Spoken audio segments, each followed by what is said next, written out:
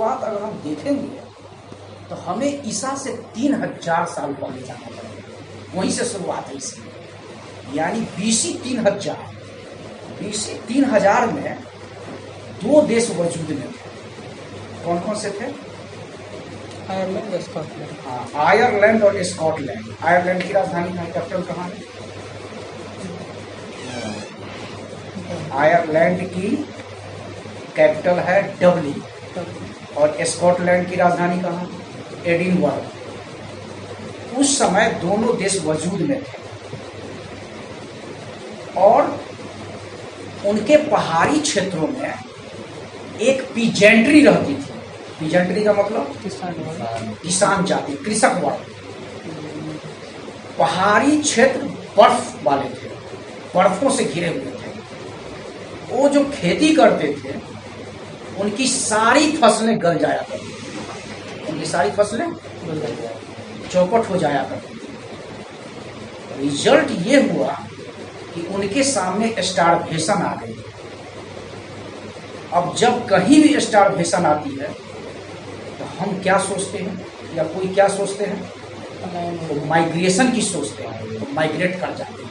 अपने यहाँ भी ऐसी स्थिति है कि जब कोई गांव समाज में भूख मरने लगते हैं या कहीं भी, तो वो कहीं दूर जाने की कोशिश करते हैं, माइग्रेट करते हैं।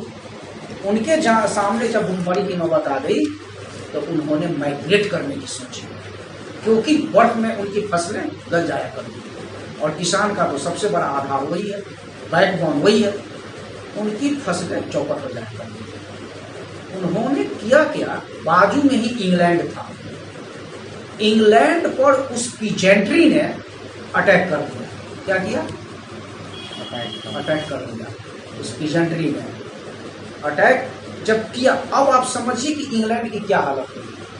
पीजेंट्री अटैक कर सकता है, जो एक खुद ऐसी जाति जो भूख मर रही थी, पीजेंट्री, और उन्होंने इंग्लैंड पे हमला करके जीत लिया, तो आप समझ सकते हैं उस वक्त इंग्लैंड के क्या हालात रहे होंगे और इंग्लैंड की स्थिति कितनी खराब रही होगी।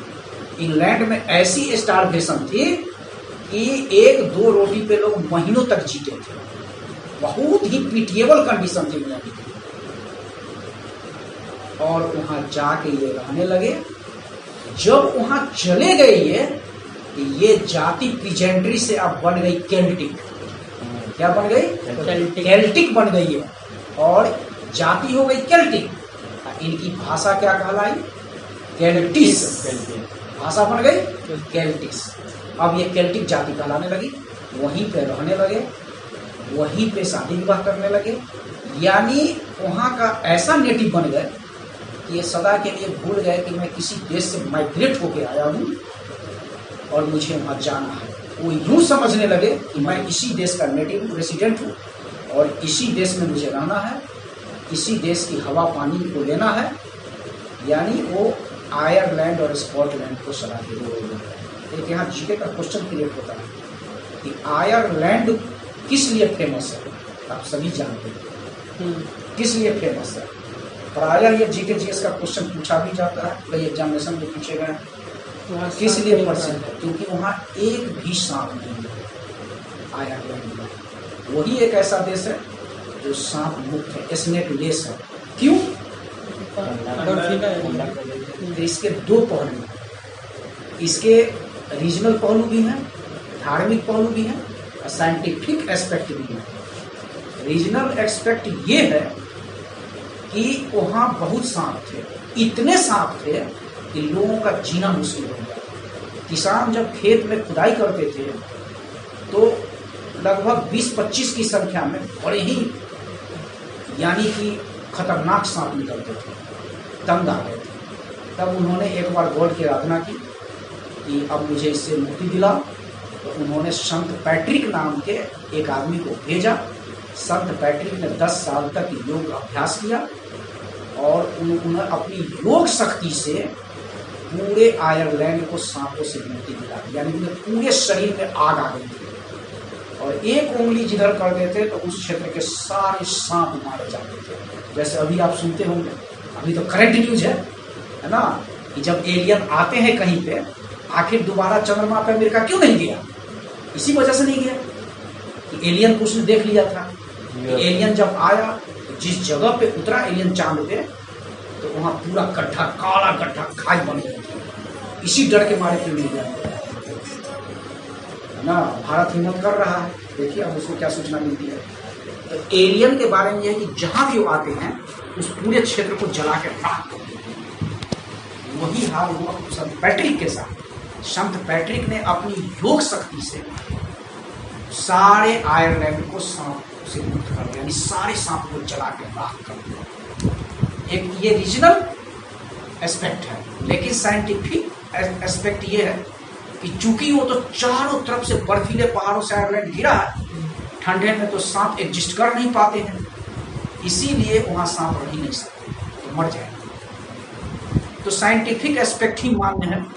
अब रीजनल एस्पेक्ट कहाँ तक ट्रूथ है ये तो हम आप नहीं कर सकते। How far it is true we can not say at any cost, at any rate. चलिए अब आयरलैंड का सितारा डूब गया। लगभग 2967 सालों तक इंग्लैंड पे कोई हमला नहीं। इसके बाद सितारा बुलंद हुआ रोम का। रोम का अभी रोम क्या है आप लोग जीएस हाँ, इटली का क्या है कैपिटल है, लेकिन उस समय इटली नाम का कोई देश नहीं था, सिर्फ एक रोम हुआ करता था, रोमन इम्पायर। हाँ, और रोमन इम्पायर क्या थे तो पूरी दुनिया जानती है। तो रोम का सितारा बुलंद हुआ। वहाँ एक राजा हुआ जिसका नाम था जूलियस सीजर। जूलियस सीजर पहले रोम का मेयर था। मेयर तो आप समझते हैं, महापौर, जैसे गांव के हेड को क्या बोलते हैं, प्रधान, ग्राम प्रधान, मुखिया, और ब्लॉक के प्रमुख बोलते हैं, और हाँ, और जिला में जिला परिषद। उसी तरीके से जो भी शहरी एरिया है वो म्यूनिसिपैलिटी से जुड़ा है, नगर पालिका या नगर निगम से। नगर निगम के अंतर्गत जो भी चुन के आते हैं, नगर पंचायत में चेयरमैन होते हैं, और जो नगर पालिका के अंतर्गत है उनको मेयर कहा जाता है। तो पहले जूलियस सीजर मेयर थे, लेकिन रोम की हालत इतनी खराब थी कि बड़े पैमाने पे मनी लैंडिंग चल रही थी। मनी लैंडिंग मीन्स सूदखोरी। किसी से अगर आप इंटरेस्ट पे पैसे ले लेते और 1 महीने के बाद चुकता करने जाते तो वो पर घंटे के हिसाब से हाई इंटरेस्ट पर आपसे वसूलते। इतनी बड़ी एनार्की थी, ऑटोक्रेसी थी। ऑटोक्रेसी मीन्स अत्याचार। ऐसी एनार्की थी, ऐसी टिरेनी थी वहां पे, ऐसा अत्याचार था रोम में। जूलियस सीजर बहुत ही ईमानदार व्यक्ति थे, लेकिन एक बहुत बड़ा माइनस पॉइंट था। जो भी महान व्यक्ति होते हैं उनमें एक माइनस पॉइंट जरूर होता है। जूलियस सीजर बेशक ईमानदार था, लेकिन बहुत क्रूर था और लिबर्टाइन था। लिबर्टाइन समझते हैं, ल्यूड, LEWD, ल्यूड था, यानी महिलाओं के प्रति बहुत ही कमजोर था, आसक्त था। उसने पहले ही 3 शादियां कर रखी थी। पहली पत्नी का नाम था कॉर्नेलिया, वो भी राजकुमारी थी, राजा की बेटी। दूसरे का नाम था पोम्पिया और तीसरे का नाम था कैलिको। 3 शादियां पहले ही कर रखी थी। जूलियस सीजर ने कसम खा रखी थी, जिस दिन मैं रोम का बादशाह बना उस दिन पूरे रोम को मैं अत्याचार से मुक्ति दिला दूंगा। उसने कसम खा ली थी। भगवान ने लगता है उनकी फरियाद सुन ली। बेशक वो 43 BC में आके, नहीं सॉरी 54 BC में आके रोम का बादशाह हो बैठा।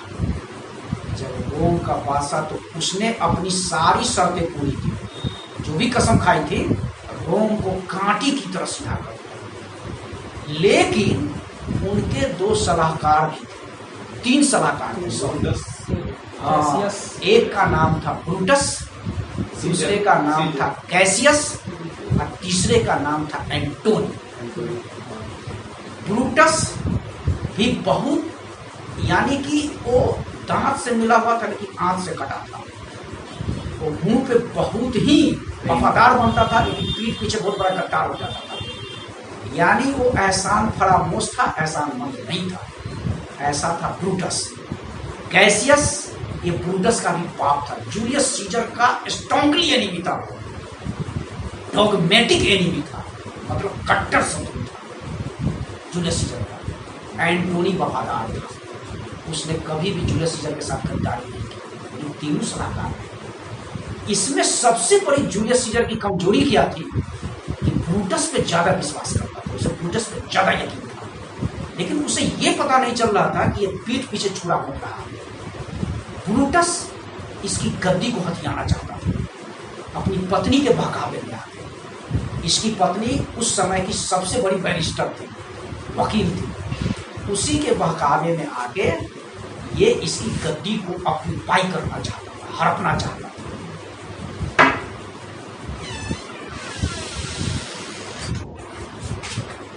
इसने किया क्या, ब्रूटस ने जनता को भड़काना चालू कर दिया। Roman Catholic. हाँ, ये करता क्या था, जूलियस सीजर के पीछे अनुपस्थिति में, कभी कभी जूलियस सीजर जब विदेश दौरा करे तो उसकी अनुपस्थिति में ये स्टेज शो करता था। स्टेज पर जाके जूलियस सीजर के खिलाफ खुलेआम आग लगता था, एडोल्फ हिटलर की तरह कहीं, और अपनी तरफ जनता को अट्रैक्ट करता चला जा रहा था। काफी हद तक जनता क्यों की, इसकी सबसे बड़ी वजह क्या थी कि वहां के जितने भी मनी लेंडर लोग थे वो इससे काफी खपा हो चुके थे।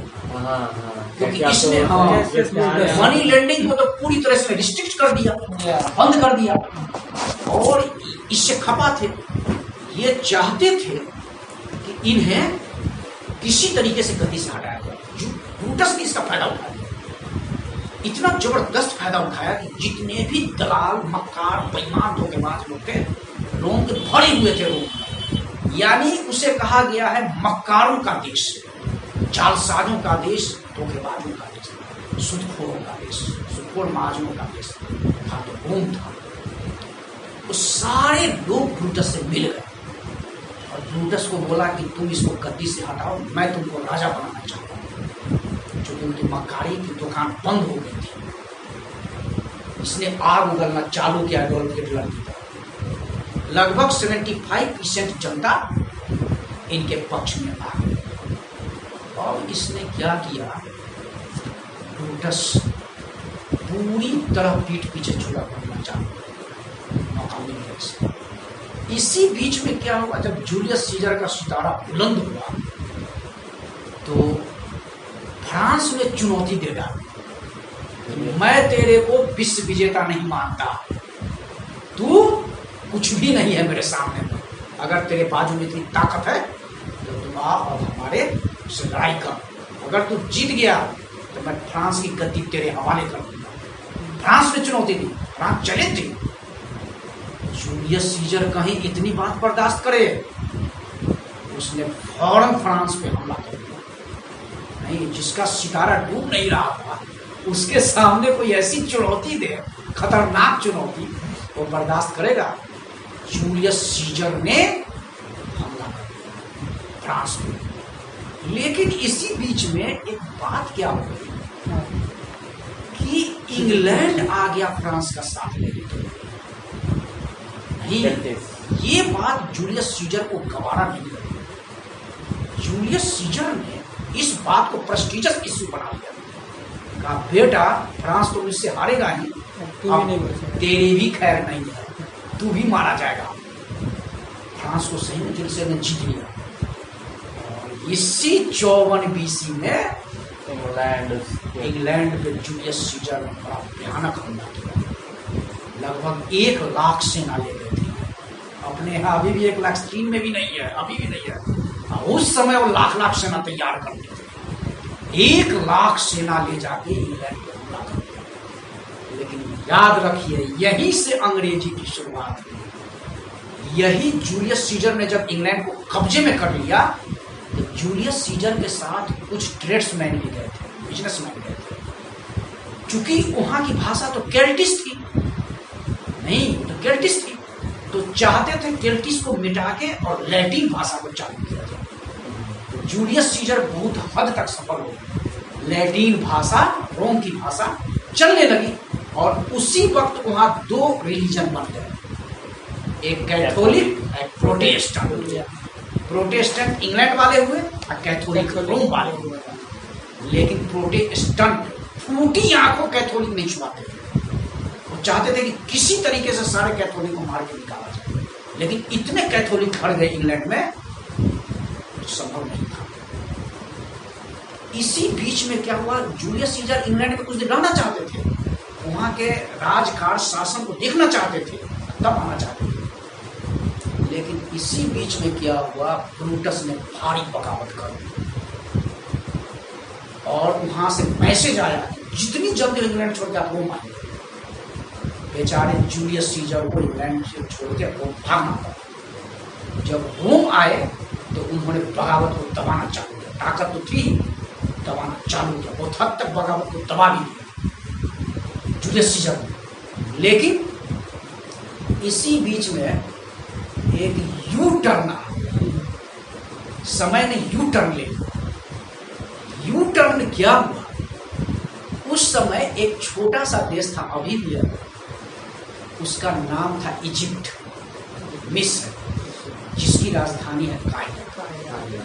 आप आज की भी तिथि में जानते होंगे कि कायरा की महिलाएं बहुत खूबसूरत होती है। मिस्र की उसकी कोई कोई महिलाएं इतनी खूबसूरत है, इतनी उजली है, गोरी है, जो पानी पीती है तो लगता है कि पूरे पानी जा रहा है। आप देख लेंगे ऐसी साक्षात, इतनी उजली होती है। पहनावा भी मिस्र की एक राजकुमारी थी, राजा की बेटी थी, उसका नाम था क्लियोपेट्रा। क्या नाम था? क्लियोपेट्रा। क्लियोपेट्रा, याद रखिएगा। वो राजा की बेटी थी, जबकि वो शादीशुदा थी, 2-3 बाल बच्चे की माँ भी थी। पेट्रा भी जगह का नाम है ना सर? पेट्रा, पेट्रो है, वो है आपको वहाँ क्या बोलते हैं, पपुआ न्यू गिनी के पास। सर इजिप्ट सिविलाइजेशन परत उसमें अगर ये सुना होगा आपने, क्लियोपेट्रा जो थी, क्लियोपेट्रा वो शादीशुदा थी, 3 बाल बच्चे की माँ भी थी, उसका हस्बैंड भी जीवित था, फादर भी जीवित थे, सारे लोग जीवित थे। उसके फादर राजा थे ही मिस्र के उस टाइम में, और उसके हस्बैंड प्रधान सेनापति थे अपने फादर इन लॉ के पास। इन्होंने क्लियोपेट्रा हिप्नोटिज्म जानती थी। अरे हिप्नोटिज्म जानते हैं ना? सम्मोहन विद्या जानती है। देखिए, आपने देखा होगा कि जब जादू वाला आता है तो 2 चीज जरूर रखेगा अपने पास में, एक बांसुरी रखेगा, यानी तो डमरू रखेगा। देखिएगा, जब जादू चालू करेगा वो, उसको ध्यान चला जाता तो है। पहले क्या करेगा वो चारों तरफ एक लकीर खींच देगा ऐसे। देखिएगा, बोलेगा लकीर किधर ही जाओ, अंदर नहीं जाओ, वहीं पे खड़ा करेगा। अंदर आएगा तुरंत, कि कोई बच्चा का धोखे से अंदर चला जाता है तो डांट के भगाता है ना। इसके बाद क्या करेगा, डमरू बजाना। हाँ, डमरू बजाते घूमेगा, 4-5 बार चक्कर लगाएगा। वो ऐसा क्यों करता है पता है? सम्मोहन। वो हमें हिप्नोटाइज करता है, यानी हमें नजरबंद करता है। वो आँख खुली रहती है लेकिन हम देख नहीं सकते। हम वही देखते हैं जो वो दिखाना। हाँ, वही देखेंगे जो दिखाएगा वो, जो शो करेगा। अगर उसको आपको सच्चाई जानना है, आप क्या कीजिए, आजू बाजू किसी दूर वाले पेड़ पे चढ़ जाए, है ना, तब देखिए वो क्या करता है। वो करेगा क्या, तलवार निकालेगा। पीसी सरकार का तो जादू आप लोगों ने नहीं देखा है। पीसी सरकार का कभी जादू देखिएगा, यूट्यूब पर आता है। विश्व का सबसे बड़ा जादूगर था, अभी उनकी बेटी चला रही है अमेरिका में।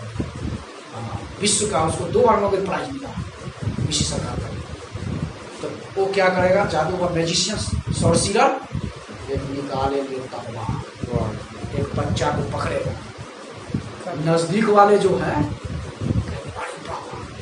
और उसको लिटा देगा, मारेगा कि 2 भाग में कर देगा, लेकिन एक बूंद खून नहीं गिरता। अब आप समझ सकते हैं, जिसकी हत्या उसका एक बूंद खून नहीं गिरेगा, तो इसका मतलब हिप्नोटाइज किया हुआ। और पेड़ पर जो बैठा आदमी है वो देख रहा है तो कुछ नहीं कर रहा है, तो ऐसे ऐसे कर रहा है ना, तलवार को तो ऊपर ऊपर ऐसे कर रहा है, कुछ नहीं कर रहा है। अब फिर वही उतर के वो लाइन पे आ जाएगा, अरे तो मर रहा है इसको, यही कहते हैं टाइट। क्लियोपेट्रा हिप्नोटिज्म जानती थी, वो हिप्नोटाइज किसी भी खूबसूरत मर्द को देख लेती थी क्लियोपेट्रा, बस उसको अपने वशीभूत कर ही लेती थी, है ना, चाहे जैसे। क्लियोपेट्रा को जब इस बात की जानकारी मिली कि जूलियस सीजर का सितारा कभी डूब नहीं रहा है, काफी बुलंद है और विश्व विजेता बन चुका, वर्ल्ड कंकेरर बन चुका है, उसने, उस समय तो खत का प्रचलन था, उसने जूलियस सीजर को एक खत लिखा, है ना। अगर इस खत को पढ़ना तो अभी भी मौजूद है ऑडिटोरियम में, और यहाँ ये क्या बोलते हैं म्यूजियम में, इंग्लैंड के म्यूजियम में अभी भी उसका लिखा हुआ खत मौजूद है। उसने खत में लिखा कि हुजूर, आपका नाम मैंने बड़े जोरों शोरों से सुना है, मैंने ये भी जाना है कि आपका सितारा कभी डूबता नहीं है, हमेशा बुलंद रहता है, और आपने जिस देश पे भी हमला किया उसको जीत के ही दम लिया। आपकी इस अदा की मैं काफी कायल हूं, मेरी ख्वाहिश है कि काश मैं आपकी पत्नी हो जाती तो मैं दुनिया की सबसे शक्तिशाली औरत समझती खुद को। मुझे यकीन है कि आप मुझे एक्सेप्ट कर लेंगे और मेरे प्रपोजल को, मेरे प्रस्ताव को डिनाई नहीं करेंगे। ये औरत के प्रति तो बहुत कमजोर था ही, लेकिन जूलियस सीजर अभी बगावत को रोकने में लगा था, इसीलिए उसने चिट्ठी को पढ़ा और हंसने लगा, फाड़ के फेंक दिया, ध्यान नहीं दिया। जब 1 महीना तक कोई रिस्पॉन्स नहीं मिला क्लियोपेट्रा को, तो 1 महीना के बाद फिर उसने चिट्ठी लिखी, दूसरी चिट्ठी लिखी जूलियस सीजर को कि हुजूर, ये मेरा दूसरा खत है, मेरे पहले खत का आपने अब तक जवाब नहीं दिया, लेकिन मुझे यकीन है कि ये दूसरा खत आप जरूर एक्सेप्ट करेंगे और मेरे खत का विलंब जवाब देंगे। मैं आपके इंतजार में बैठी हूँ, मैं आपकी पत्नी बनने के इंतजार में बैठी हूँ, आप मुझे एक्सेप्ट कीजिए, मैं अपने आप को दुनिया की शक्तिशाली की पत्नी कहलवाना चाहती हूँ। जूलियस सीजर को फिर जब ये लेटर मिला, उसने फिर ध्यान, क्योंकि उसके तो अधिकांश टाइम जा रहे थे बगावत को दबाने में, क्योंकि ब्रूटस और कैसियस दोनों ने मिलकर तबाही मचा दी थी पूरे रोम में। इसने क्या किया, लेटर को फिर फाड़ के फेंक दिया, ध्यान नहीं दिया। 15 दिनों तक और टाइम फिक्स कर देती थी, पहली बार टाइम 1 महीना तक फिक्स किया था, दूसरी बार टाइम 15 दिनों का।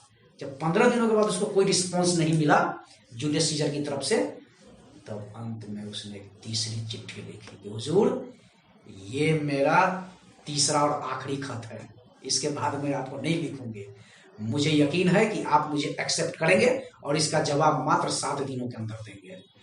अगर आपने 7 दिनों के अंदर इसका जवाब नहीं दिया तो मैं खुद इजिप्ट से चल के रोम आ जाऊंगी और आपको मैं बाध्य कर दूंगी, बाउंड कर दूंगी एक्सेप्ट करना।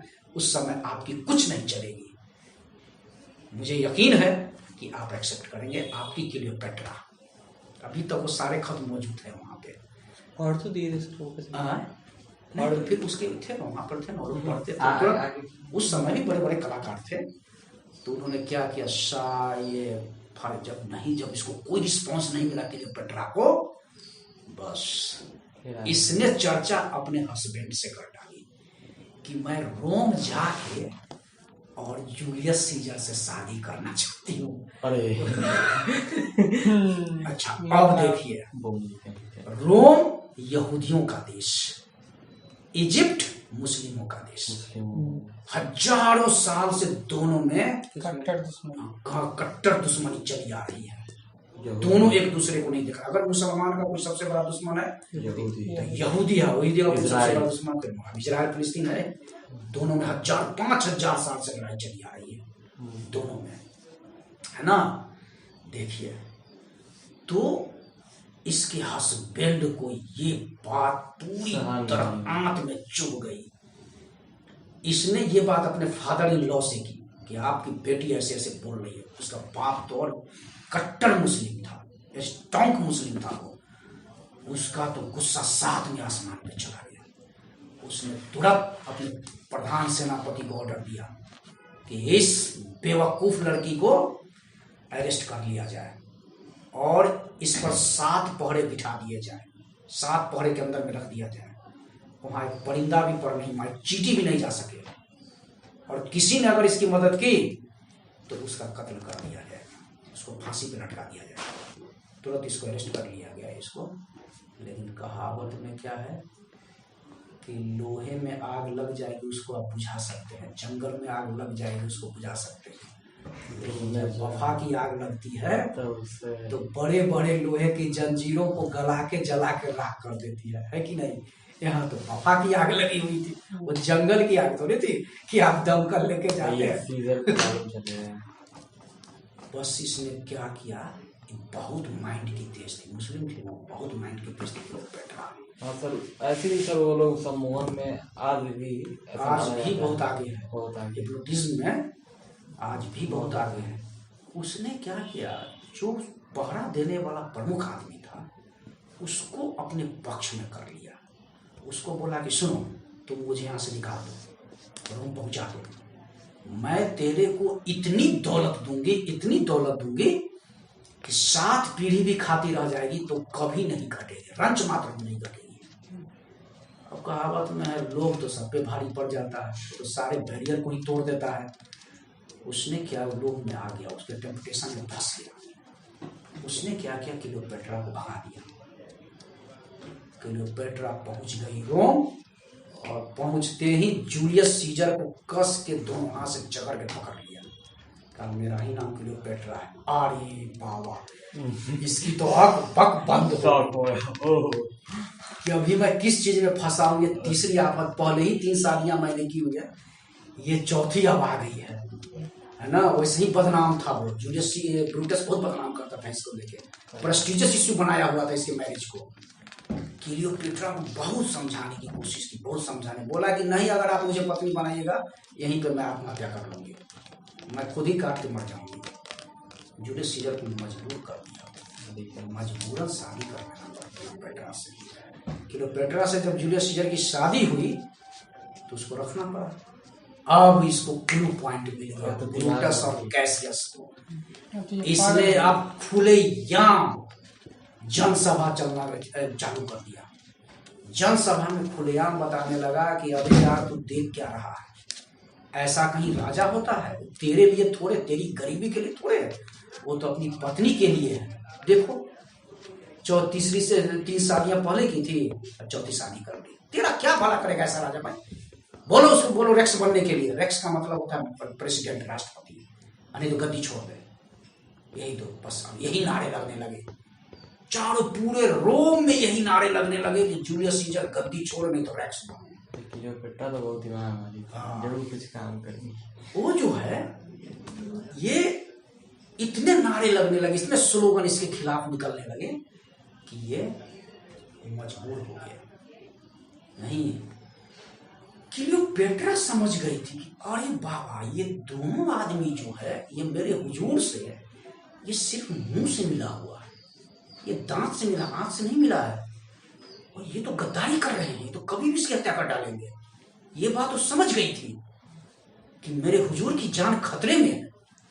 उसने जूलियस सीजर को समझाया।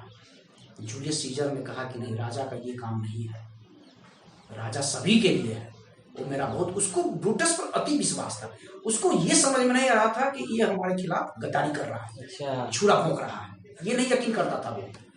क्लियोपेट्रा ने लाख समझाने की कोशिश की, लेकिन उसकी एक बात भी जूलियस सीजर ने नहीं मानी। अंत में क्लियोपेट्रा ने क्या देखा कि अब ये हुजूर मेरी बात नहीं मान रहे, अब इनकी जान खतरे में है। इसने जूलियस सीजर को एक कमरे में बंद कर दिया, खुद भी बंद हो गई, इसको बंद कर दिया, और बाहर में नौकर अटेंडेंट को बोला कि तुम ऐसा ताला मारो कि कुछ तोड़ नहीं सकेगा, और अंदर नहीं निकलना, खुद निकलती थे ना उसको निकलने देते थे। लीजिए, इसको भी क्लू पॉइंट बना लिया इन लोगों ने कि अबे यार, अब भी तुम तमाशा देखोगे जनता को, ब्रूटस और कैसियस, अब भी तुम तमाशा देखोगे। मैंने कहा था ना कि अपनी पत्नी के लिए देखो दोनों बंद, वो तो चूड़ियां पहन के बैठ गया है घर में, अब तेरा क्या भला करेगा? अभी मौका है, उसको गद्दी से हटाओ, मुझे राजा बना दो। यानी कि लगभग पूरे रोम की जनता को जूलियस सीजर के दरवाजे पे ला के खड़ा कर दिया, और बहुत ही खतरनाक नारे लगवाने लगे। इसको तो क्लू पॉइंट मिला हुआ था। जब 3 दिन तक जनता वहां नारेबाजी करती रही तो जूलियस सीजर के दरवाजे के पास ब्रूटस और कैसियस दोनों गए और उन्होंने ताला को तोड़वा दिया, घुस गए रूम में और बोला कि ऐ राजा, तुम राजा हो कि क्या हो? जनता तेरे खिलाफ वहां आग उगल रही है, आक्रोशित है, और तुम यहाँ पत्नी के साथ चुनिया पहन के बैठ गया है। चल जरा, तेरे मेरी बात पर यकीन है तो चल जरा बाहर देख जाके। दरवाजे पर, तेरे दरवाजे तक पहुंच गए हैं लोग, जनता, और तुझे ढूंढ रहे हैं कि तू कहाँ है।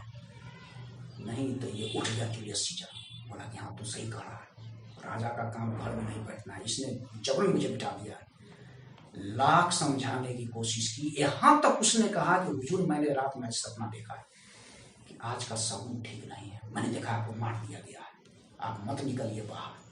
क्लियोपेट्रा ने लाख समझाने की कोशिश की, नहीं माना, उसने झटक दिया, चल दिया, कहा चलो मैं देखता हूँ क्यों जनता मेरी, मैंने क्या जुर्म किया, क्या अनर्थ किया, क्या गलती की, क्या भूल की है, चलो मैं देखता हूँ। निकल गए वो, गए वहां पे खड़े हो गए जनता से, मैं एक एक जनता से पूछूंगा। तो ब्रूटस ने समझाया कि आप जो एक एक जनता से पूछेंगे, ये जनता तो आपको एक एक पत्थर मारेगी तो आपको तो शरीर के पर्चे पर्चे उड़ जाएंगे, वो तो इतनी आक्रोशित होगी आपको देखना नहीं चाहती है वो। सुनिए, तरीके से काम लीजिए, दिमाग अकल से काम लीजिए।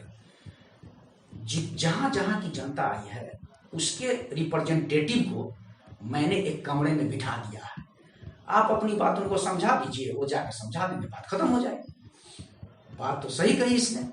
जूलियस सीजर उसके झांसे में आ गया, उसने रिप्रेजेंटेटिव को नहीं बिठाया हुआ था, उसने खतरनाक होलीगन और राउडी को बिठाया हुआ था।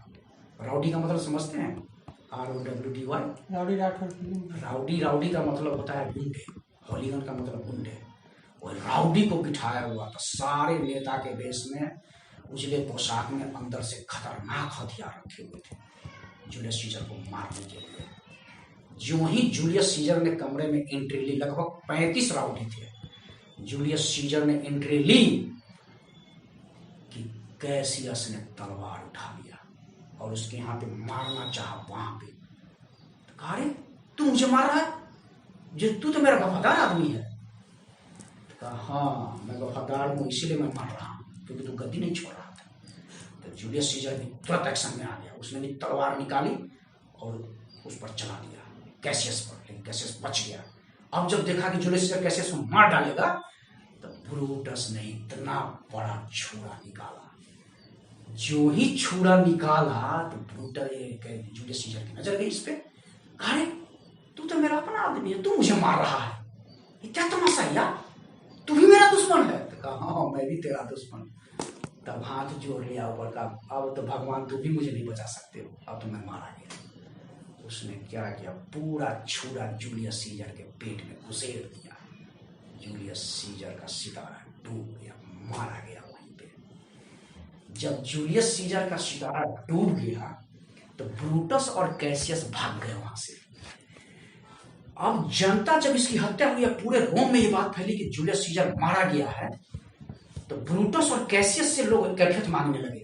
कुछ जनता तो इनके भी पक्ष में थी ना, जूलियस सीजर के पक्ष में था, वो कैफियत मांग। तुरंत इसने क्या किया, एक आम सभा कर दी, कॉमन मीटिंग कर दी, रोम के चौराहे पर, स्क्वायर पर एक कॉमन मीटिंग कर दी और सारी जनता को अपनी दलील देना चालू किया कि क्यों मारा गया जूलियस सीजर। उसने बताया कि देखो, जूलियस सीजर गरीबों के लिए नहीं था, वो पूरी गरीबों को हटाना चाहता था।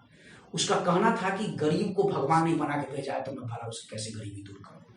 ये तो रोटी के टुकड़ों पर पड़ने वाले कुत्ते हैं, इसको मैं रोटी फेंकूंगा मेरे पक्ष में आ जाएंगे। ऐसी ऐसी बातें दलील देने लगा वो। तो कुछ इसके पक्ष में नहीं, कुछ अभी पक्ष में नहीं थे। इसी बीच में क्या हुआ, जल्दी से अपनी दलील दे के और वहां से दोनों भाग गए, कैसियस और ये ब्रूटस। ये क्या हुआ कि इसका भतीजा किसी विदेश में पढ़ता था, जूलियस सीजर का। जब अपने चाचा की हत्या के बारे में सुना तो पहुंच गया।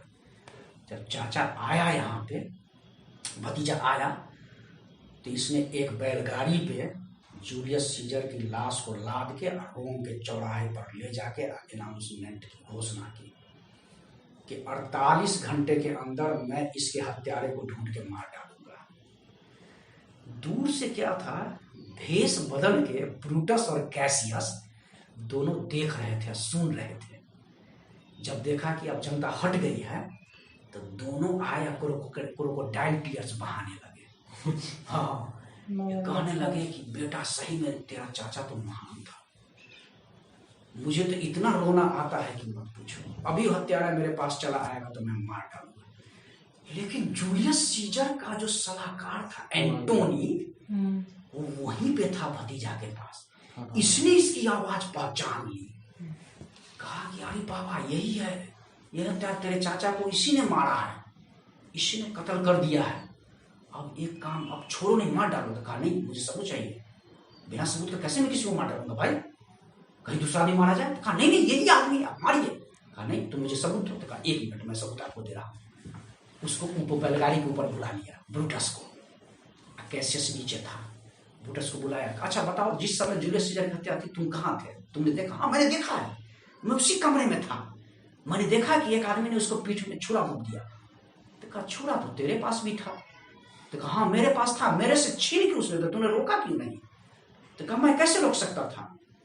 अब इसको शक हो गया उसके भतीजा को, इस साला ठीक है एंटोनी कह रहा है, यही आदमी था। तुरंत उसने तलवार निकालिया, उसके गर्दन को हलाक कर दिया, मारा गया ये ब्रूटस।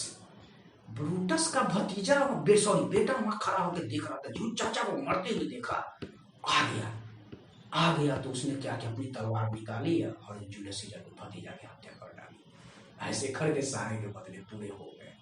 इस तरह जूलियस सीजर का सितारा डूब गया।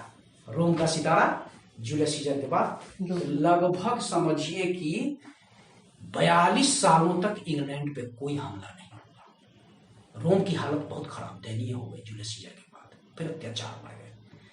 43 एडी में फिर वहां का एक शासक बना रोम का, जो वो बहुत ही सशक्त शासक था, स्ट्रॉन्ग शासक था। उसका दिमाग फिर घुमा इंग्लैंड की तरफ कि फिर इंग्लैंड पर हमला किया जाए। 43 एडी में इंग्लैंड पर उसने हमला कर दिया। ऐसे हमला नहीं किया, बड़े ही सुनियोजित तरीके से हमला किया उसने। वो अपने साथ विद्वानों को, कवियों को, लेखकों को, व्यापारियों को ले गया, सारे को बसा दिया वहीं पे। और उसके साथ जो व्यापारी गए थे, भाषा में दिक्कत होती थी, व्यापार कर नहीं सकते थे। अब क्या किया इन लोगों ने, पूरे इंग्लैंड के स्कूल कॉलेजों में लैटिन भाषा चला दी, उसकी भाषा को खत्म कर दिया। पूरे इंग्लैंड के स्कूल कॉलेजों में लैटिन स्टैंडर्डाइज भाषा हो गई, सारे लोग ये भाषा सीखने लगे। अब कोई केल्टिश भाषा सिखाना ही नहीं चाहते थे। जो भी बच्चे पैदा लेते थे कहते नहीं पहले लैटिन सीखो, यानी स्टैंडर्डाइज भाषा लैटिन हो गई स्कूल कॉलेज, ऑफिशियली भाषा हो गई, कृषि की भाषा हो गई, एग्रीकल्चर की भाषा हो गई, ट्रेड की भाषा हो गई, कम्युनिकेशन की भाषा हो गई, सारी भाषा लैटिन हो गई। लैटिन का जबरदस्त छा हो गया पूरे इंग्लैंड में। इस तरह लैटिन भाषा पूरे इंग्लैंड में चलने लगी। 43 एडी के बाद वहां जो प्रोटेस्टेंट जाति थी, उसने कसम खा रखी थी कि अब किसी भी विदेशी हमले का हम प्रतिकार करेंगे, उसका डट कर मुकाबला करेंगे। उन्होंने कमर कस ली थी, अब उसका रिटेलिएट करना है चाहे जैसे हो। उन्होंने मन बनाया कि जितने भी रोमन वाले हैं बहुत अत्याचार कर रहे हैं हमारे इंग्लैंड पे, हमारे ही देश का खाते, हमारे देश में अत्याचार करते हैं, इनको निकाला जाए। वही 436 एडी में आके सारे रोमन वालों को इंग्लैंड के कोने कोने से विड्रॉल कर दिया। इसीलिए क्वेश्चन में आता है रोमन विड्रॉल कब हुआ था? 436 एडी में। किसने किया? तो वहाँ की जो प्रोटेस्टेंट जाति थी उसने सारे कैथोलिक को मार के निकाल दिया। लेकिन इनको तो निकाल दिया, अब पता नहीं कि अब जो हमारे देश पे हमला होने जा रहा है वो तो पूरी दुनिया के इतिहास और कालक्रम को बदल डालेगा, और वो एक ऐसी चीज दे के जाएगा जो दुनिया उसे कभी नहीं भूलेगी, सदा याद रखेगी। अब सितारा बुलंद हुआ जर्मनी का, और जर्मनी का क्रूरता में बहुत नाम है शुरू से ही। हिटलर भी जर्मनी का था, 21 करोड़ आदमी को उसने मार डाला, इतना क्रूर था हिटलर। तो वहां एक जाति पैदा हुई, इंगली, ENGLE, इंगली जाति पैदा हुई। इंगली का मतलब होता है मछुआरों की जाति। इंगली का पेशा था टू कैच फिश, मछलियों को पकड़ना, बेचना, खाना। इंगली का मतलब ये था जर्मनी की भाषा में। ये जो जाति थी पहले ही मछली मारने का काम करती थी। जब इसका आविर्भाव हो रहा था, उद्भव हो रहा था, तो ये मछली का व्यापार करती थी बस। लेकिन अचानक जब इनकी संख्या ज्यादा हो गई, इसमें 3 देश आ गए। हॉलैंड आ गए। हॉलैंड की राजधानी कहाँ है? हॉलैंड का नया नाम क्या है? नीदरलैंड। हॉलैंड आ गया। जर्मनी तो थी, जर्मनी की राजधानी अभी बर्लिन है। और एक तीसरा देश आ गया डेनमार्क, यानी जिसकी राजधानी कहाँ है? कोपेनहेगन। डेनमार्क क्यों प्रसिद्ध है अभी भी? क्योंकि डेनमार्क में भारत से ज्यादा गाय की सेवा होती है। कोपेनहेगन में गाय को छूते तक नहीं, देवी समझते हैं। वो गाय को दूधते नहीं हाथ पकड़ के, वो मशीन लगा देते हैं, पाइप को बाल्टी में डाल देते हैं, स्विच ऑन करते हैं, खुद दूध उसमें सारे चले जाते हैं। इतनी देवी, इसीलिए जबकि ईसाई का देश हो तो सुअर गाय का मांस दोनों खाते हैं। इतनी इज्जत करते हैं गाय की, भारत से भी ज्यादा इज्जत है डेनमार्क में, इसलिए डेनमार्क प्रसिद्ध है। तो डेनमार्क में मिल गया 3 देश हो गए, इनकी संख्या बढ़ गई। इसमें 3 जातियां हो गई। एंग्लोज जो जर्मनी के थे, इंग्लिश, जूट्स आ गए, जो मैंने बताया था कि जूटलैंड है, जर्मनी में एक नदी है, एल्बी नदी के किनारे जूटलैंड स्टेट बसा हुआ था, प्रोविंस, उसके लोग भी मिल गए। और सैक्सन भी मिल गए। सैक्सन भी एक जाति थी, बड़ी खतरनाक जाति थी, खूंखार जाति थी, बढ़ गई। इन्होंने देखा कि मछली के व्यापार में बेनिफिट नहीं है। उन्होंने क्या किया, अपने व्यापार को बदल दिया, चेंज कर दिया। उन्होंने अब क्या किया, कपड़े बेचने लगे, बोतल शीशी बेचने लगे, शीशी कांच बेचने लगे, शीशी में शीशा बेचने लगे, पेपर बेचने लगे, चाय पत्ती बेचने लगे, कॉफी बेचने लगे, ये सब का व्यापार करने लगे। लेकिन इस व्यापार ने इनको काफी धनी बना दिया। इनका व्यापार करने से काफी शक्तिशाली हो गए पैसे के मामले में। जब ये धनी हुए, इन्होंने जर्मनी की सत्ता हथियार ली। इनको कहा गया जर्मेनिक ट्राइब्स, यानी ट्राइबल जाति थी ये, खानाबदोश जाति, वंडरर जाति, जंगली जाति थी ये। इन्होंने जर्मनी की सत्ता को ऑक्यूपाई कर लिया। जो ही जर्मनी की सत्ता इनके हाथों में आई, तो बाजू में ही इंग्लैंड था, बीच में एक नॉर्थ सी, नॉर्थ सागर, उत्तर सागर। इनका ध्यान इंग्लैंड की तरफ गया कि अब इंग्लैंड पे हमला करना चाहिए, मैं शक्तिशाली हो चुका हूं। आखिर बार बार इंग्लैंड पे हमले क्यों हो रहे थे? लोगों का ध्यान इंग्लैंड पे ही जाता था, इसलिए क्योंकि वहां की ज्योग्राफिकल कंडीशन बहुत ही मनमोहक थी। इंग्लैंड पहाड़ों से घिरा हुआ था। जैसे अपने यहाँ कश्मीर की मनोरम वादियां कितनी खूबसूरत लगती हैं, वैसे ही इंग्लैंड की मनोरम वादियां थी, इसीलिए लोग ऑक्यूपाई करना, जैसे कश्मीर को ऑक्यूपाई करना चाहते हैं लोग, वैसे ही जैसे स्विट्जरलैंड है, विश्व का स्वर्ग स्विट्जरलैंड है, भारत का स्वर्ग जम्मू कश्मीर, वैसे ही इंग्लैंड उस समय विश्व का स्वर्ग था। कॉन्सिक्वेंटली सारे का ध्यान नहीं जाता। जर्मनी वालों ने लगभग 3 लाख खूंखार सेना तैयार की और प्लानिंग बनाई 449 एडी में, यानी 5th सेंचुरी में, 5वीं शताब्दी में। इन्होंने उत्तर सागर को पार किया और इंग्लैंड पे बड़ा भयानक हमला किया। लेकिन वहां की भी तो जाति ने कसम खा रखी थी, अब किसी भी विदेशी अटैक का रिटेलिएट करना है, रिटोर्ट करना, मुंह तोड़ जवाब देना है, प्रतिकार करना है उसका। वो भी उन्होंने भी कमर कस ली थी, पूरे तैयार थे। गए वहां पे, लड़ाई चालू हुई, भयानक लड़ाई चालू हुई। लड़ाई 10 साल नहीं चली, 20 साल नहीं चली, 50 साल, पूरे 100 सालों तक चलती रही। लेकिन इसका अंजाम बहुत ही बुरा हुआ, जिसे सपने में भी हम नहीं सोच सकते, इतना खतरनाक अंजाम हुआ। लगभग सारे केल्टिक को मार डाला इन्होंने। वही कुछ केल्टिक बच गए जिन्होंने इनकी गुलामी मंजूर कर ली। इन्होंने आके सरेंडर कर दिया और बोल दिया कि हुजूर आप मेरे को बख्श दो, आप जो कहोगे मैं करने को तैयार, लेकिन मेरी जान छोड़ दो। उन्हीं को छोड़ने को सारे केल्टिक मारे गए। ऐसा खून की नदियां बह गई वहां पे, चारों तरफ खून ही खून नजर आ रहे थे। इंग्लैंड में बहुत कम ही केल्टिक नजर आते थे। ऐसा किया जर्मेनिक ट्राइब्स ने और पूरी इंग्लैंड की सत्ता हथियार ली। जर्मेनिक ट्राइब्स के साथ विद्वान कम, व्यापारी ज्यादा। ये तो खुद भी व्यापारी थे ना। इन्होंने अब सोचा कि अब पूरी इंग्लैंड के कण कण में अपना व्यापार करो। सारे व्यापारी जब जाने लगे क्षेत्र में, फील्ड में जाने लगे, तो उनको एक बात की काफी परेशानी होती थी। अभी भी बड़े पैमाने पे रिमोट एरिया में लोग लैटिन नहीं जानते थे। अपने जैसे अपने यहाँ भी है, कंट्री बेल्ट के लोग, ग्रामीण परिवेश के लोग क्या इतनी इंग्लिश जानते हैं? नहीं जानते हैं। वो तो जो अर्बन एरिया के लोग वही बहुत कुछ जानते हैं। वहां अगर कोई जाएगा तो उसको दिक्कत हो। वही हाल वहां भी था। कंट्री बेल्ट में, छोटे छोटे क्षेत्रों में, रिमोट क्षेत्र में, इंटीरियर क्षेत्र में लोग लैटिन नहीं जानते थे। इन व्यापारियों को बड़ी मशक्कत करनी पड़ी, दिक्कत होने लगी।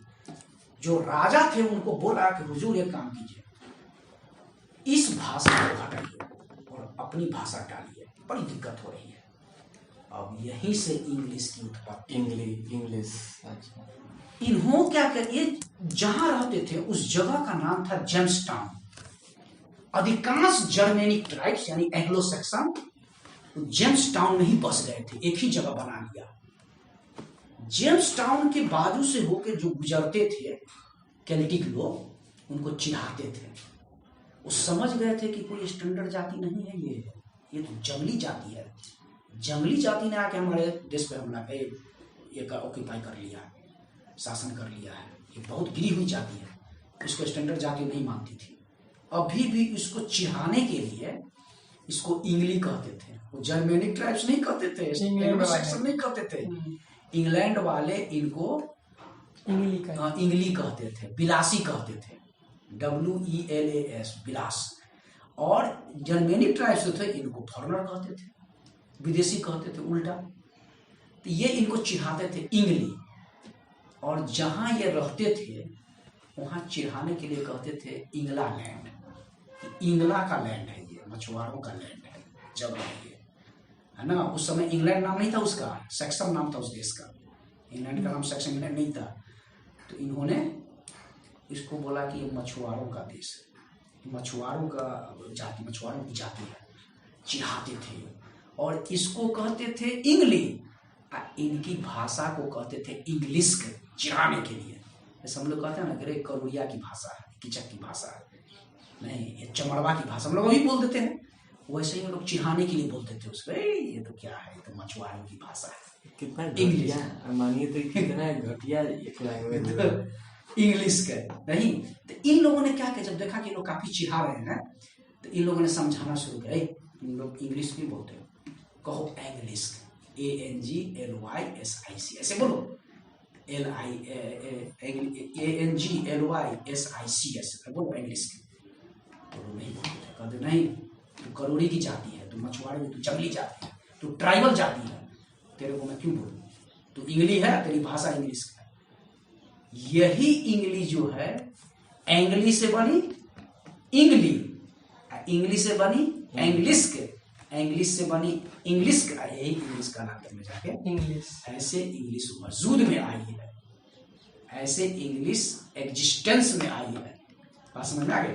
इंग्लैंड नाम नहीं था, ये लोग जहां रहते थे उनको बोलते थे इंग्लैंड, है ना। यही इंग्लैंड पहले था, उसका नाम एंग्लिसी। उस देश को ये लोग कहते थे एंग्लिसी। एंग्ली का मतलब वही जर्मनी के लोग, एंग्लो सेक्शन। और सीन का मतलब होता है किंग, क्या है, जाति।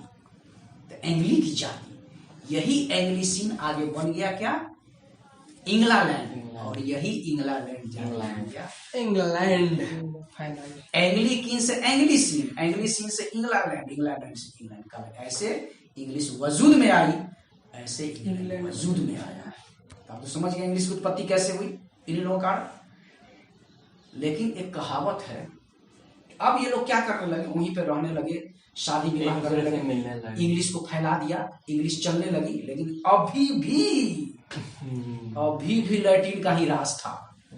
लैटिन छोड़ के लोग दूसरी चीज नहीं सीखना चाहते थे। वेस्टर्नाइज भाषा भी बनी हुई थी क्योंकि ऑफिशियली भाषा हो चुकी थी।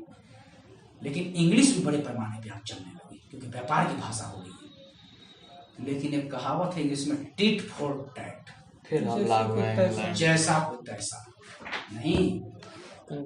इसका सितारा डूब गया 1086। अब 1066 यानी 1066 AD में किसका हमला हुआ, फ्रांस का सितारा हमला हुआ। फ्रांस में फ्रांस का उत्तरी भाग है जिसको कहा जाता है नॉर्मैंडी, और वहां के रहने वाले लोगों को नॉर्मन कहा जाता है। इसीलिए क्वेश्चन आता है कि नॉर्मन कंकेस्ट कब हुआ था इंग्लैंड पर। तो वहां एक नॉर्मेंडी का एक ड्यूक था। ड्यूक समझते हैं? DUK। नॉर्मेंडी का एक ड्यूक था। हाँ, ड्यूक का मतलब जैसे चीफ मिनिस्टर, पूरे देश का राजा नहीं, एक प्रोविंस का। तो नॉर्मेंडी का ड्यूक का मतलब होता है जज। क्या होता है? जज। यानी वो न्यायपालिका भी होता था और कार्यपालिका भी होता था, वो जुडिशियरी भी था, एग्जीक्यूटिव भी था, दोनों होते थे। वो खुद कार्य भी करते थे, हाँ, कार्यभार भी देखते थे और वो फैसला भी करते थे। इसीलिए जुडिशियरी और एग्जीक्यूटिव दोनों होते थे ड्यूक। वही ड्यूक था विलियम। विलियम बड़ा खतरनाक था। विलियम के जो फोर फादर्स थे, एंसेस्टर थे, वो पीरेट्स थे, यानी खतरनाक समुद्री डाकू थे। वो लूट पाट करते थे, उसी के डिसेंडेंट थे, ये वंशज थे विलियम।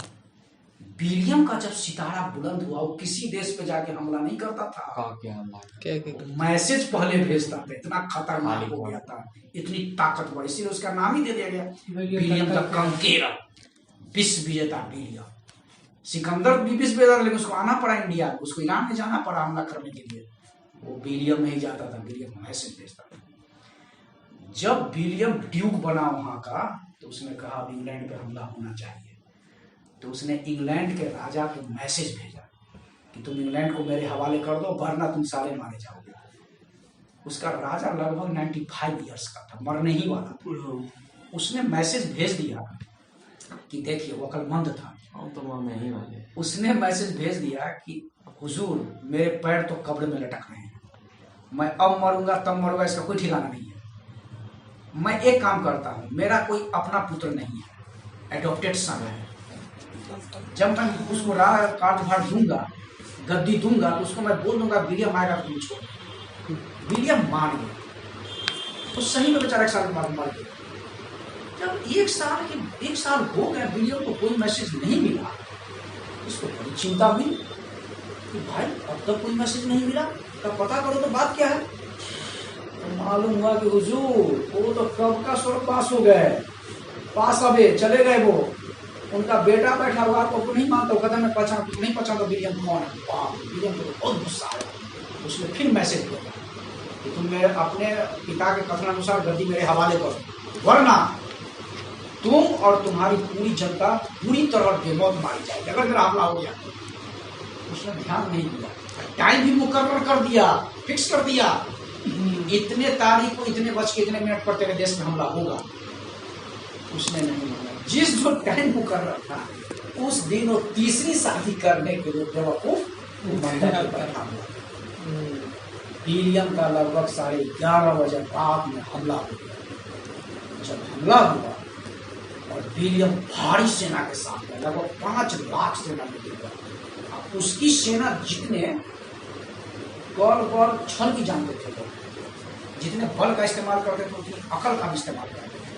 और सारी उसकी सेना 1 नंबर आर्चरी थी। खुद भी विलियम बहुत बड़ा आर्चरी था, उसका निशाना अचूक होता, तीरंदाज था, तीर चलाने वाले।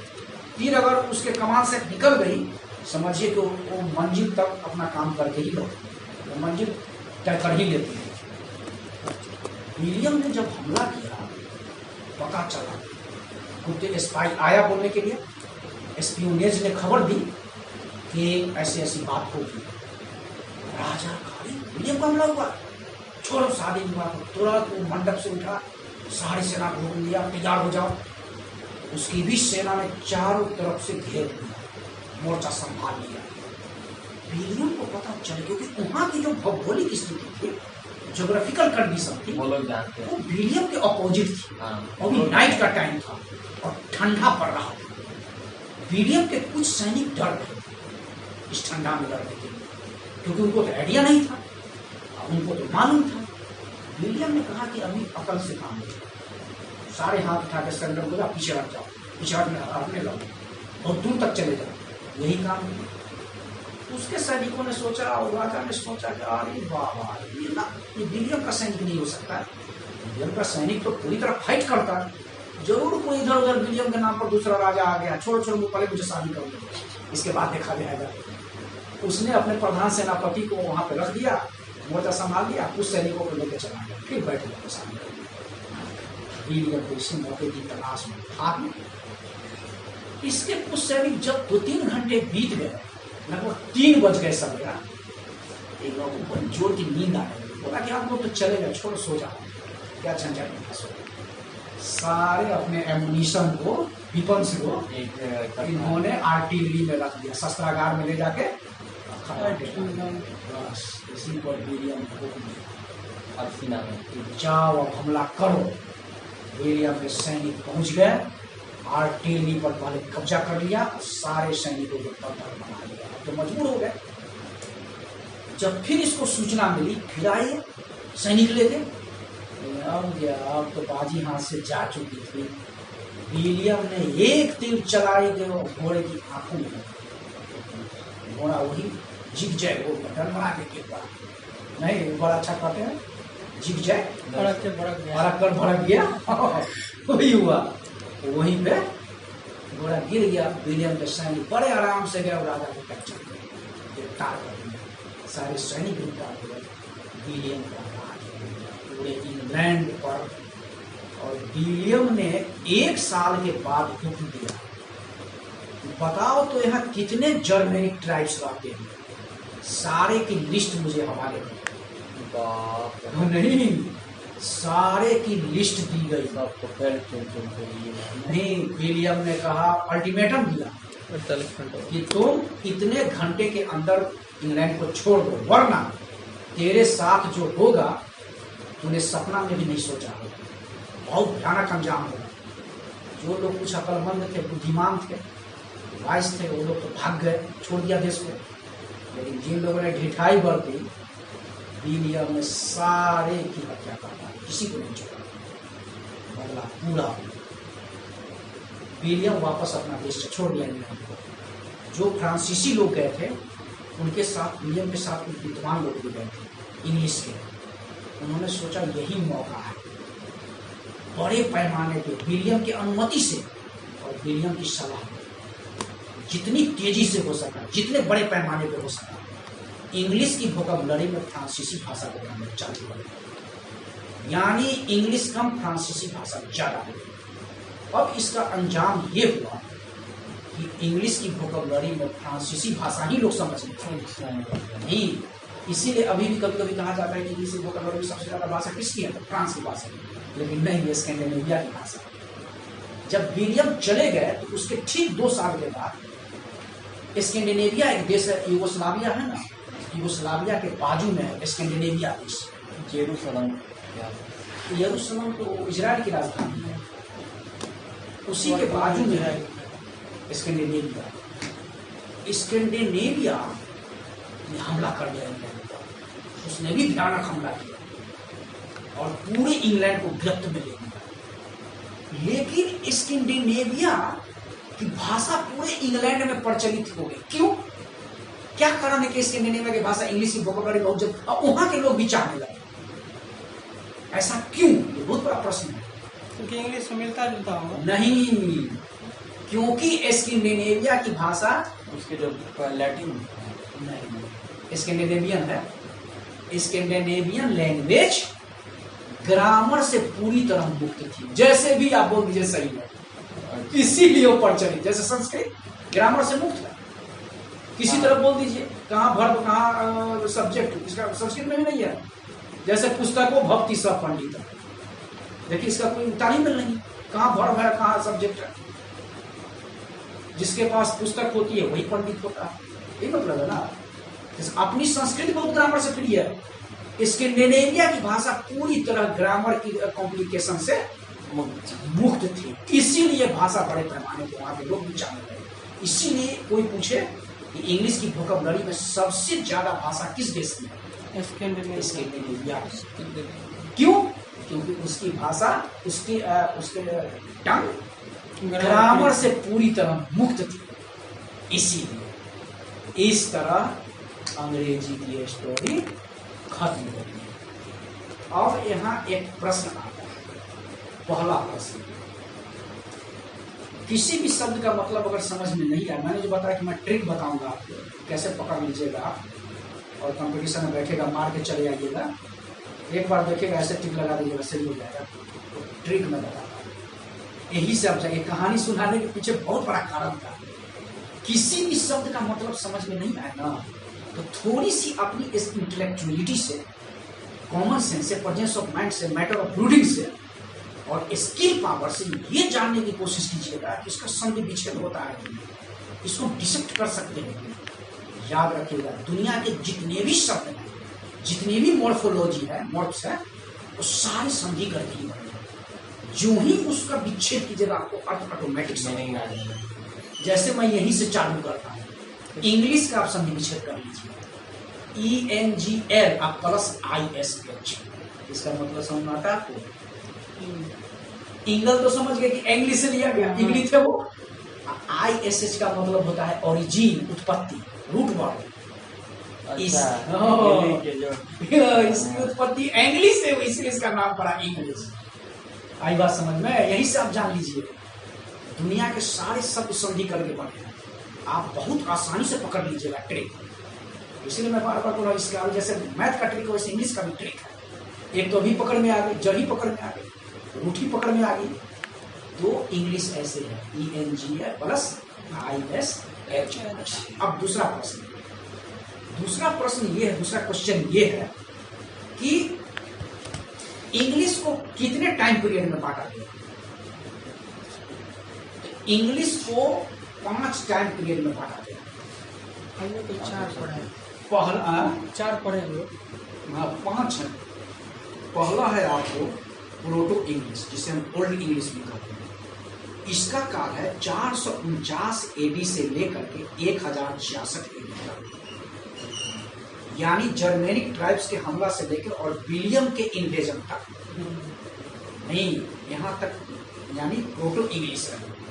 क्यों भाई प्रोटो हमने नाम क्यों दिया, इसका ओल्ड नाम क्यों दिया? इसलिए चूंकि इतने कालों तक इंग्लिश की दुनिया में, इंग्लैंड में डार्क एज रहा, व्हाइट एज नहीं रहा, डार्क एज रहा, अंधकार युग, क्योंकि इसमें कोई सुधार नहीं हो सकता। जैसे जर्मेनिक ट्राइब्स में उत्पत्ति की थी, यूं ही इंग्लिश रहा, जब तक कि विलियम का हमला नहीं हुआ। विलियम के हमला के बाद सुधार हुआ इंग्लिश में, नहीं तो उस समय की इंग्लिश अभी रहती। तो अभी देख लीजिए, आपने कोई इंग्लिश देखी होगी, ज्यादा पोएट्री में आप देखिएगा ओल्ड इंग्लिश का यूज है। जैसे यू को लिखेगा EY, फियर को लिखेगा फियरी, FEARE, और ये गो को लिखेगा GO नहीं, GOE लिखेगा। ये ओल्ड इंग्लिश है, आप देखेंगे। 1 2 को लिखेगा वाना, गॉन 2 को लिखेगा गौना। हाँ, ये ओल्ड इंग्लिश है। ये स्लैंग है, इसका यूज मत कीजिएगा, ये स्लैंग है, गाली है। ये 1 2 को वाना, गॉन 2 को गौना ना। ये केल्टिक लोग चिढ़ाने के लिए बोलते थे उनको, और हम लोग इसे स्टैंडर्डाइज्ड लैंग्वेज बना ली, कोलोक्यूबल बना, बोलचाल के अंग्रेजी बना लिया। ये ज्यादा अब कविताओं में, गाने में यूज होता है। कोई भी अमेरिकन पॉप गायिका, अभी लेडी गागा है, गागा के जो भी आप सॉन्ग सुनेंगे उसमें वाना कहीं, इससे पहले ब्रिटनी स्पीयर्स तो मर गई, उसके जो भी सॉन्ग सुनते आप आई वाना ऐसे यूज होता था। लेकिन ये लिटरेरी लैंग्वेज नहीं है, ये नॉन लिटरेरी लैंग्वेज है और साहित्यिक भाषा है। समझ गया? तो पहला पीरियड क्या था? Proto English. और इसके बाद आता है आपको मिडिल इंग्लिश। इसका काल कब से? 1066 से लेकर 1150 का। नहीं, इसमें काफी सुधार हुआ, क्योंकि फ्रांसीसी लोगों ने उस प्रोटो इंग्लिश में काफी अमेंडमेंट किया, काफी इंप्रूवमेंट किया, इतना रिफॉर्म किया इंग्लिश को कि इंग्लिश अपने वजूद में आ गई, अब बोलने में सुविधा हो गई। आज जो इंग्लिश हम लोग बोल रहे हैं, ये फ्रांसीसियों की देन है। अगर फ्रांसीसी नहीं आते तो हम लोग यही बोलते हैं, हम लोग भी वाना बोलते, आई वाना गो, आई वाना सिंह, ऐसे ही बोलते, आई गोटा सिंह, आई गोना, ऐसे ही बोलते, फियरी बोलते, गो ही बोलते, ई बोलते, यू को ई बोलते, ऐसे बोलते हैं। ये सुधार किया किसने? फ्रांसीसी लोगों ने, फ्रेंच वालों ने। उसकी बहुत बड़ी कंट्रीब्यूशन है, उसने बहुत बड़ा डोमिनेशन दिया है वहां पे। डोमिनेट किया अपनी लैंग्वेज को, जिसके कारण इंग्लिश रिफॉर्म बैलेंस्ड हो गई। तो इस एज को कहा गया लाइट एज, व्हाइट एज, प्रकाश युग, काफी सुधार हुआ इसमें। तीसरा एज आया मॉडर्न इंग्लिश। ये कब से 1150 से लेकर चला 1500 तक। इसमें इंग्लिश को पूरी तरह प्योर कर दिया, काफी इंग्लिश के क्षेत्र में यानी आधुनिक बातों को रखा गया। और इसी काल में बड़े बड़े लेखक जो विलियम शेक्सपियर ये सब आ गए। नहीं, विलियम शेक्सपियर आ गए। इन लोगों ने इंग्लिश को एक वजूद दिया, एक अस्तित्व दिया, एक रूप दिया, एक स्टाइल दी। इसी कारण इंग्लिश आज इंग्लिश ऐसी हो गई। तो ये मॉडर्न इंग्लिश यानी आधुनिक कब 1150 से लेके 1500। चौथा आया 1500 से लेके आपको 1800 तक। इसे कहा गया आपको क्या, लेट मॉडर्न इंग्लिश। क्या कहा गया, लेट मॉडर्न। हाँ, ई इंग्लिश को पूरी तरह मॉडर्नाइज कर दिया गया है ना। इसके बाद पांचवा अंतिम लास्ट 1800 से लेके ऑनवर्ड्स। अब आगे कहाँ, ऑनवर्ड्स का मतलब आगे की ओर कहाँ तक जाएगा मान लीजिए। इसे बोला गया हाईटेक इंग्लिश। और इंग्लिश हाईटेक चल रही है। हाँ, ये जो आप देख रहे हैं उस समय फोनेटिकल इंग्लिश नहीं थी। जैसे हम आप बोलते हैं ना जनरल इंग्लिश, वैसे ही इंग्लैंड वाले भी बोलते थे, फ्रेंच वाले भी बोलते थे और रोमन वाले भी बोलते थे, ऐसे हम लोग की तरह। लेकिन अब कोई अंग्रेज जैसे बोलता है उसकी भाषा बहुत नहीं समझ में आएगी ना। क्यों? क्योंकि 1800 कुछ ईस्वी में डेनमार्क यूनिवर्सिटी के एक प्रोफेसर हुए जिनका नाम था प्रोफेसर ओटो जेस्पर्सन। उन्हें अमेरिकन इंग्लिश इंस्टीट्यूट का डायरेक्टर बनाया गया। अमेरिका में 10 साल तक इंग्लिश इंस्टीट्यूट के डायरेक्टर रहे।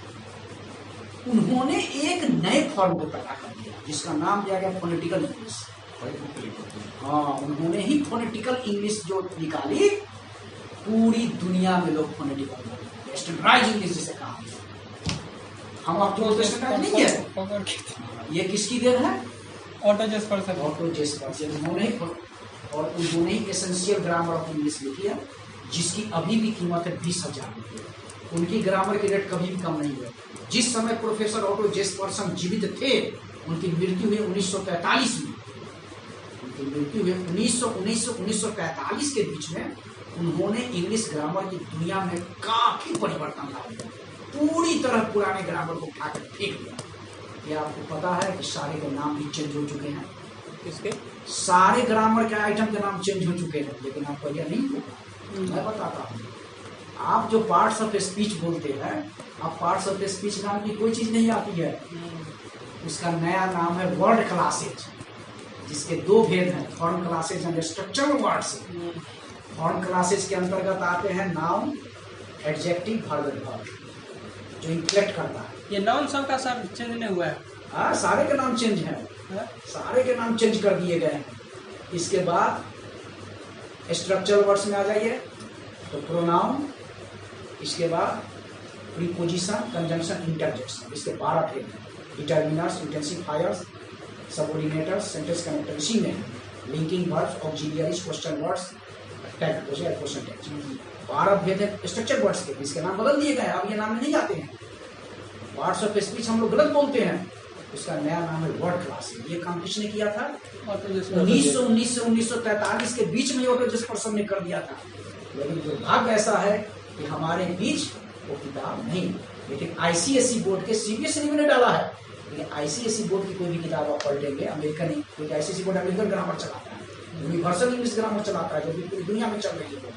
वो इधर ग्रामर नहीं चलाता। उसका जरा पलट के देखिएगा, सारे आइटम का नाम ही चेंज। पार्ट्स ऑफ स्पीच का नया नाम मैंने बता ही दिया। तो सर ये जैसे कि ये सेंटेंस का नाम दे दिया सेंसिया, टेंस का नाम दे दिया है एक्शन, सारे के नाम बदल दिए गए। टेंस के 2 ही भेद बताए अमेरिकन ग्रामर में, पास्ट और नॉन पास्ट। हम लोग पढ़ते हैं प्रेजेंट, फ्यूचर। प्रेजेंट कहाँ दे दिया? अमेरिकन ग्रामर में फ्यूचर टेंस को फ्यूचर ने मानता ही नहीं, उसको निकाल के फेंक दिया, क्योंकि सर को तो मॉडल ऑब्जेक्ट माना गया, टेंस रहा था भाई। तो प्रोफेसर ऑटो जेस्पर्सन ये सारा काम किया था। इसके बाद याद रखिएगा, प्रोफेसर ऑटो जेसपर्सन ने पहली बार भेद खोला था कि वर्ड क्लासेज यानी पार्ट्स ऑफ स्पीच 8 भागों की उत्पत्ति भारतीय भाषा संस्कृत से। जब मैं पढ़ाऊंगा तो बताऊंगा कैसे संस्कृत हाँ सर ना हुई है, ये उन्होंने ही तो कहने का मतलब ये सबका रूट एकदम संस्कृत ही है। हाँ, ये सारे लैंग्वेज का प्रोफेसर ऑटो जेसपर्सन ने इंग्लिश को पूरी तरह मॉडर्नाइज कर दिया, पूरी तरह हाईटेक कर दिया। जो आज फोनेटिकल इंग्लिश बोलते हैं वो प्रोफेसर ऑटो जेसपर्सन की देन है। अंग्रेज लोग ये नहीं बोलेंगे मैं फादर इज ए फार्मर, बोलेंगे मैं प्रोड्यूस फॉर्म, बहुत तेजी से व्हाट इज टाइम नहीं बोलेंगे, बोले फर्स्ट टाइम नहीं, क्योंकि मेरा पाला तो पढ़ता रहता है, मैं सुनता हूँ उनको। तो सर जैसे कि ये बोलते हैं कि अमेरिकन इंग्लिश गलत होती है, जैसे हमारे ऐसे भी देखिए उसका क्या मतलब अब यहाँ एक बात जरूर आती है कि what is the difference between American English and British English.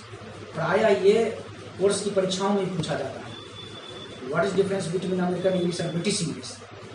इसमें फर्क क्या है कि ब्रिटिश इंग्लिश जो है सेक्शन वाइज है, सॉरी कलेक्शन वाइज है, और अमेरिकन इंग्लिश जो सेक्शन वाइज है।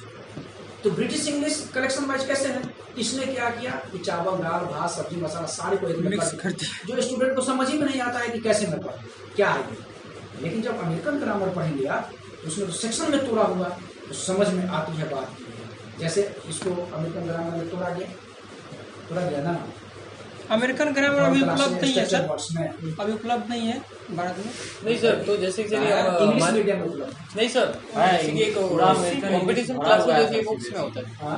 हाँ सर, जैसे अब हमारे जैसे कंपटीशन वगैरह होती है, अमेरिकन पैटर्न पे होता है इंग्लिश पे? अमेरिकन अमेरिकन ब्रिटिश में तो आप लोग कम निकाल कर फेंक देते हैं। हाँ, पूरा CBSE सर तो अमेरिकन इंग्लिश पे है।